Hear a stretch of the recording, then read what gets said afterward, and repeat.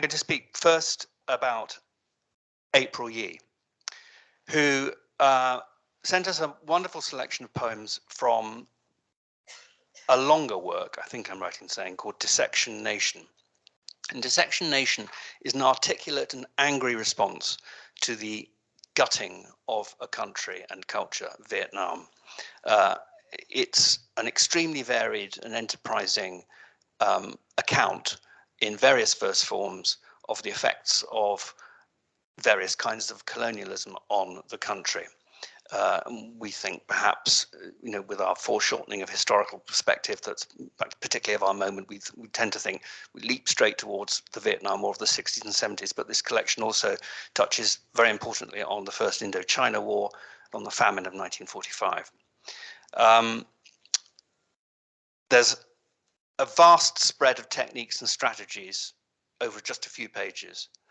A redaction of the Kissinger-Nixon correspondence, which is it's an extremely moving, brief but frightening insight into what the language of realpolitik really means. So behind these sort of erased lines, you can see the conversation between Kissinger and Nixon going on, but what we're left with is tomorrow clear milk air is jungle hell, tell the open absolute.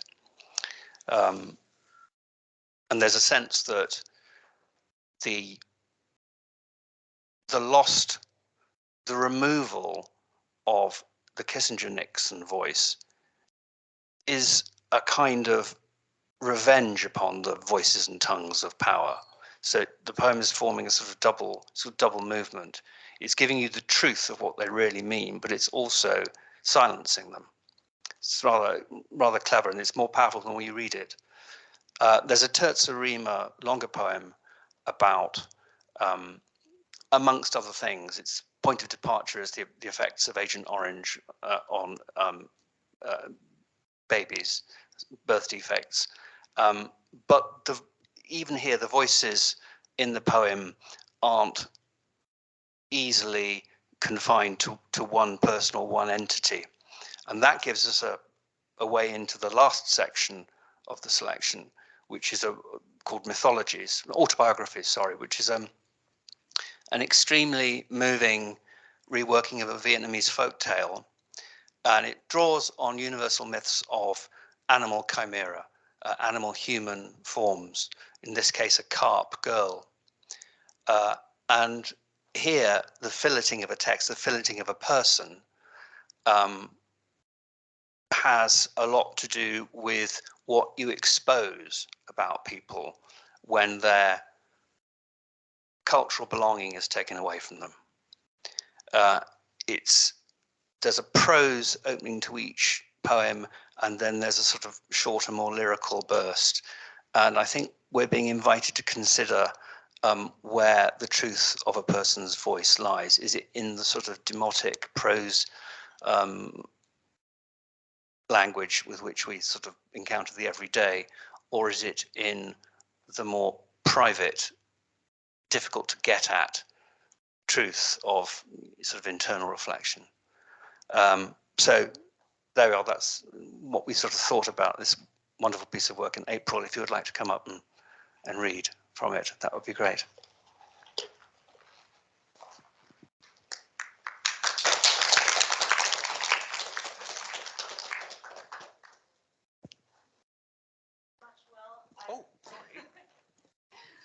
I was going to introduce my work, but I don't think I could ever equal that beautiful close reading. So thank you. Thank you for giving me so much insight into my own work that I didn't have until now. Thank you. I will read autobiographies, the long poem that Will just mentioned. It's in 5 sections, and the sections are the names of they're the Latin names for species of carp, so apologies for the way that I'll be pronouncing them now. Autobiographies. Hypopneumaticus nobilis. You have read the story. I was born a carp at the bottom of a well. Periodically, Sunlight was eclipsed by the curve of a worker's hat.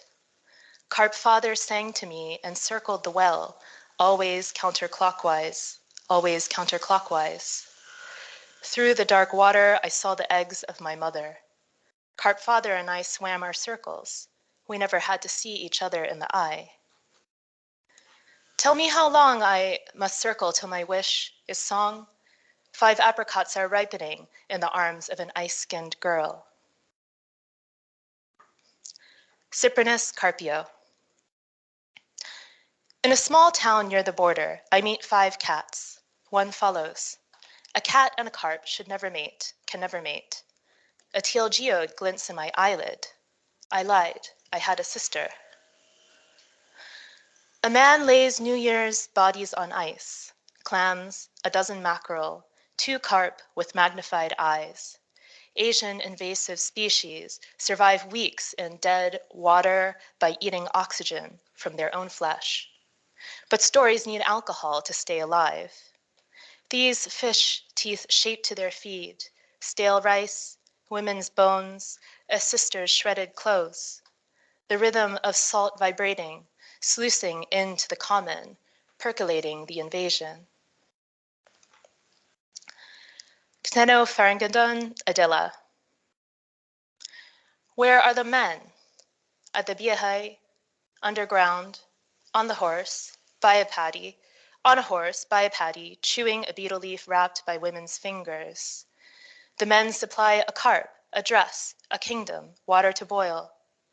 Quiet, they ventriloquize in carp's voices, deep and melodic like wells. The women murder carp and steam them for good luck. Don't trust a carp without a head or a tail.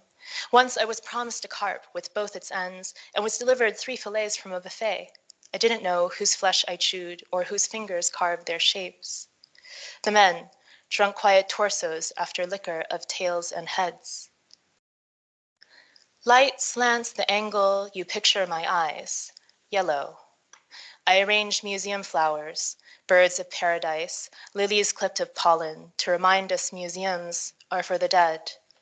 Who selects a family of ice and suicides? Gracias, gracias. I attended Bible study in a small country to improve my formal Arabic. We met once a week at those one-person university tables whose chairs come attached. In our hunter green Bibles were diacritics special to holy language, including a fish, the kind on bumper stickers. I can't recall if the sign was decorative, signaled sound, or denoted meaning. At the time, I was decorative, made sounds, and pretended to have meaning. We read many stories, none of which I could see. As many times as memory is played, I cannot. How her legs stuck together like knives, grinding on the chopping block. How her torso bent like the bones of a fish.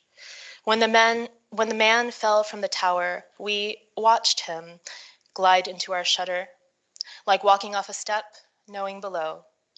We don't know if he gulped condensation from 100 stories or glimpsed his mother, said, "Ma, like my sister," gasping for carp mother, boiling water for the head of her son. Hypoptalmicus mollitrix. Up north, they season carp with beans stewed in wooden barrels. Us, we pile the dead, tails and heads, and ferment till they emit their flavor. In the best light, your hair is the thread of a brocade jacket. In the worst is the glint of a scrubbing brush. I am sorry for the lives you spent scrubbing, all those lives your back fins grew. The monger gray blades my belly, slips between my listening bones. My yellow down the well, he lifts my spine. My perfect arc, this lone second. Thank you.